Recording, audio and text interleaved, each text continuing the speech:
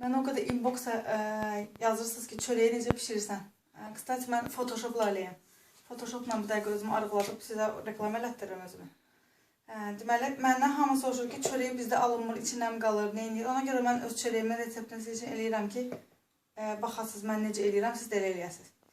Ən birinci götürürük, deməli, tvaroq, bir dənə tvaroq, yağsız da, həmişə işlətdiyimiz tvaroqdan. Götürürük və 2 dənə yumurta. Ağı da, sarısı da, ikisi də qatırıq buna. Qaranlıq deyil ki? Hə, biraz qaranlıq. Deməli, qatırıq buna. Dəqiq.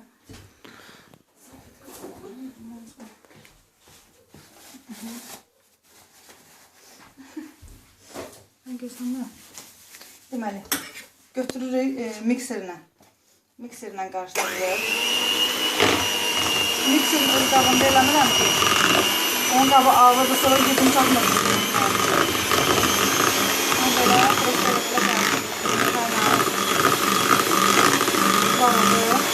Yaxşı.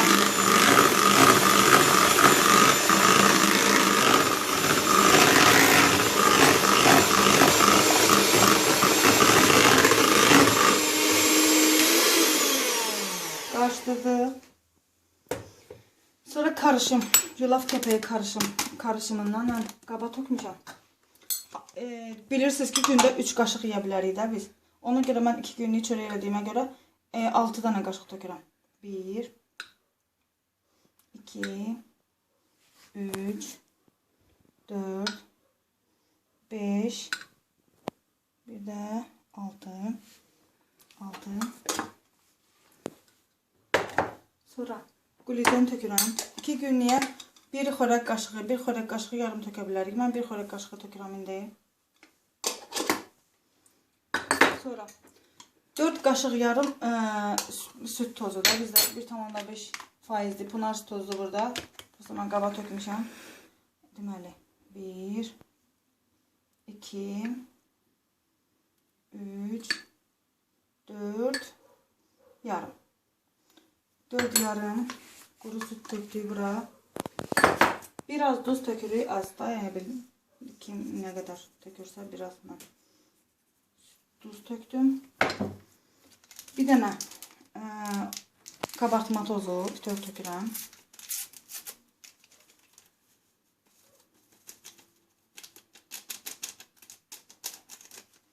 Kabartma tozu. Sonra droş. Hamı soruşur hansı droşdan. Kenton, Doktor Ötker'de var. Instant kuru maya. Hamur mayası ondan. Ben size kaşıktan göstereyim ne kadar tökürəm. Ben çok az tökürəm. Bu kadar. Çok balaca varenya kaşığının ucundan töktüm.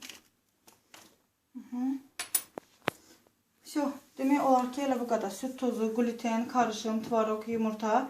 Biz bunu 10 dəqiqə, deməli, 10 dəqiqə çalırıq. 10 dəqiqə, 7-8, mən indi dəqiq saata baxmıram.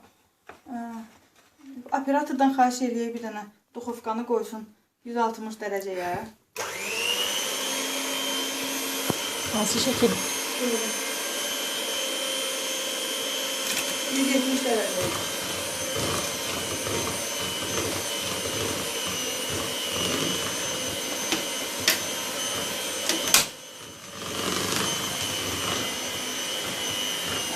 Biz de bunu burada böyle çalırıq. Yaxşı qarışana qədər.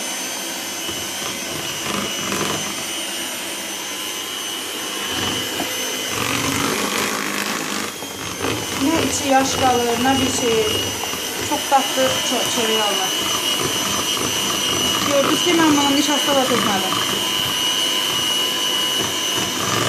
Mənə elə gəlir ki, bunu atakta da yemək olar. Çünki bizim işlətdiyimiz kuru süt tozu 1,5%'dir də, yəni.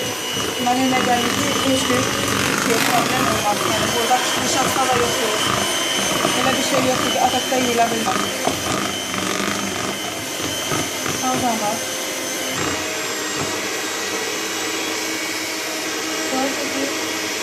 Deməli, o da 10 dəqiqə oldu, mən onu çalıram.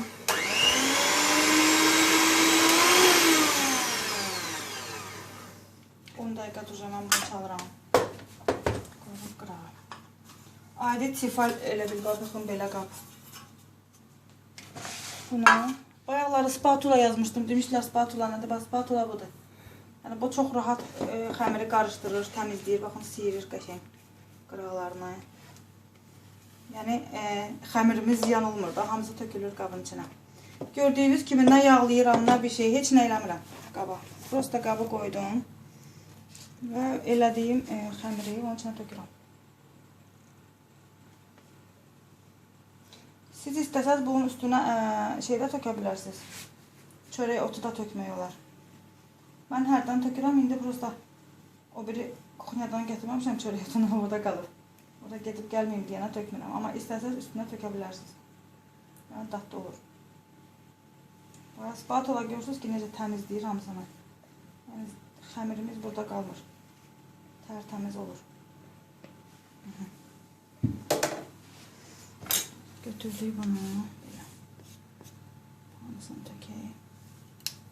Yayaq bunun içine.